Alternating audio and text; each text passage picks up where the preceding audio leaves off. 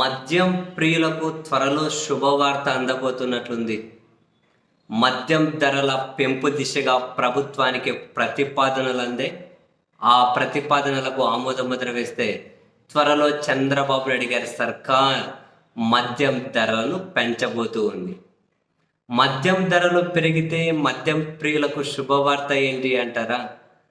సంపద పెంపులో వాళ్ళు కూడా భాగస్వాములు అవుతున్నందుకు మరింత గర్వంగా ఫీల్ అవుతూ వీలైతే మరో క్వార్టర్ ఎక్కువ తాగి సంపద సృష్టిలో భాగమవుతారు. అంతటి పెద్దరికం వాళ్ళకు ఉంది కాబట్టే మద్యం ప్రియులకు శుభాకాంక్షలు అని చెప్పి అన్నాం.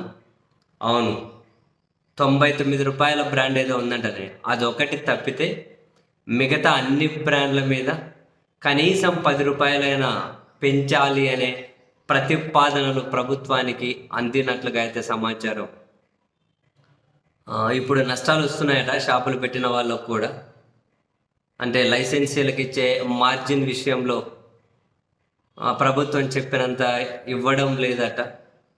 సో 20% ఏమో ఇస్తామన్నారు కానీ 10% కూడా గిట్టుబాటు అవ్వట్లేదట. సో నష్టాలు వస్తున్నాయి అంటున్నారు. అందుకేనేమో కాబోలు మొన్నటికి మనం చూసాం కదా, కాకినాడ దగ్గర వినాయక వైన్స్ అట, మంది ఎక్కువ తాగితే థాయిలాండ్ ట్రిప్ అని ల్యాప్టాప్లని ఏదేదో ఆఫర్లు పెట్టినట్టున్నారు. అట్లా ఆఫర్లు కానీ ఇందులో భాగంగా పెట్టుకున్నారేమో మరి. లాభాలు రావట్లేదు అని ప్రభుత్వానికి కూడా ఎక్కువ వినతులు వస్తూ ఉన్నాయి. డబ్బు రావట్లేదు అని.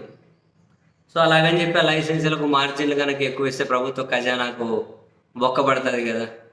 అలా కాకుండా బ్యాలెన్స్ చేయాలంటే రేట్లు పెంచాలి అని. సో దాదాపు రేట్లు పెంచడం గ్యారెంటీ. ఎంత పెంచుతారు అన్నది ఒకటి చూడాలి. 99 రూపాయలు బ్రాండ్ ఏదో ఉందంట, దాని మీద తప్ప అన్నిటి మీద కూడా రేట్లు పెంచే దిశగానే ప్రభుత్వం త్వరలో అయితే నిర్ణయం తీసుకోబోతూ ఉంది. ప్రభుత్వం ఓకే అనగానే ఇప్పుడు ప్రతిపాదనలు అందాయి అంటేనే ఎక్సైజ్ నుండి ఇక ప్రభుత్వం కూడా ఓకే, దాదాపు 99.99% అన్నట్లే.